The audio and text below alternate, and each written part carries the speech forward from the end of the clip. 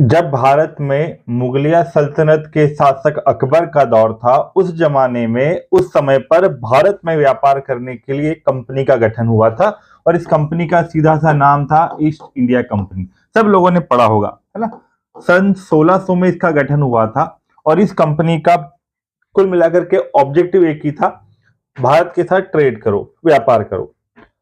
ये लोग व्यापार करने के उद्देश्य से भारत आए। शुरुआत में कंपनी को बहुत चुनौतियां मिली और सबसे बड़ी चुनौती मिली पोर्तुगीज से, पुर्तगालियों से। तो कंपनी ने क्या किया कि राजा की मदद ली और उन्होंने अपने एक राजदूत को भेजा। सन 1608 में सबसे पहले कैप्टन हॉकिंस, एक अंग्रेज था ये, और हॉकिंस भारत आया, जहांगीर से मिलने पहुंचा।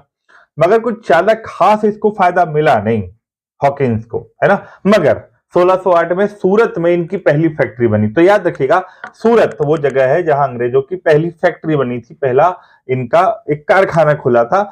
इससे क्षेत्र जहां इनको व्यापार की अनुमति मिल गई थी, छोटी बहुत। मगर सबसे ज्यादा फायदा हुआ तब जब टॉमस रो आया।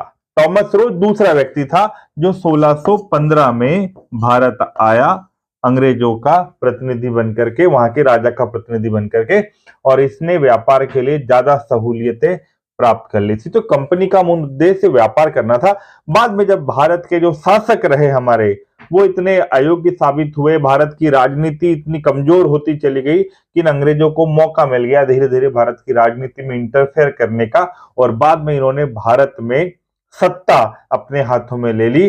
तब जब भारत की राजनीति के जो शासक थे वो सब कमजोर पड़ते चले गए और भारत हमारा वो अंग्रेजों का गुलाम बन गया। एक कंपनी ने सत्ता अपने हाथ में लेकर के भारत का शासन अपने हाथ में लिया और उस कंपनी से बाद में ब्रिटिश क्राउन ने सत्ता अपने हाथ में ले ली। तो इस तरह भारत अंग्रेजों का गुलाम बना था।